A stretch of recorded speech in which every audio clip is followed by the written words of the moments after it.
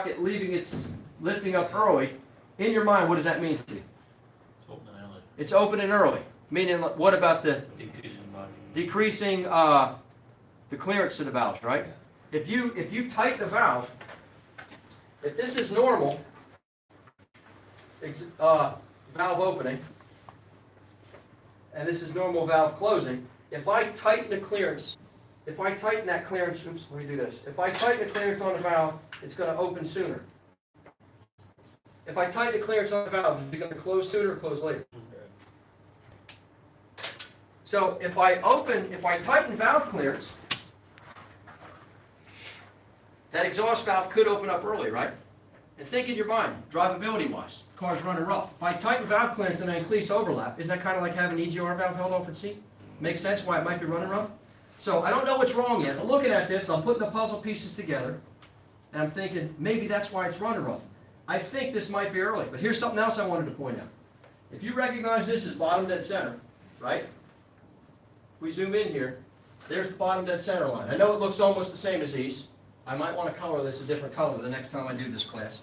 But can we agree this is the bottom dead center line? Yeah. Okay. If this is 30 beforehand, and that's 60 beforehand, would you agree that's about 45? Yeah. Remember what I said about the numbers? 45 degrees is about normal? If you looked at the numbers only, wouldn't you say this is normal? But we know by the shape of the pattern, this can't be right, can it? Make sense? So I'm already thinking, if this is open and early, I must have a what? A loose or a tight exhaust valve? Tight. We know the intake valve is supposed to open close to 360. Isn't it happening beforehand? Is that loose or a tight valve? Tight. So if I have a tight exhaust valve, if this is normal, okay, and I have a tight exhaust valve, so that it opens early, right, and it closes later, and I have a tight intake valve, that opens earlier, and it closes later. Instead of having this much overlap, now I have that much overlap. Does that make sense? Yeah. How's an engine going to run if it has too much overlap, too much EGR on one cylinder? Right? Kind of like shoy. Did I say that right? Shoy. So I don't know what's wrong yet because I did not take the car apart. But I have a pretty good idea, don't I? And when I do take this apart and I confirm what I think is right and I make the adjustment, what's going to happen to this as far as timing goes and depth?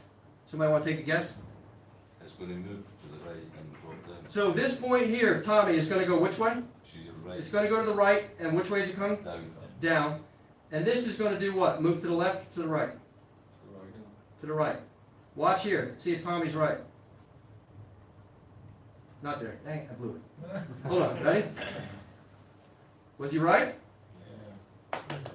This is bottom dead center. Here's 30. He was over here at 45 and up here.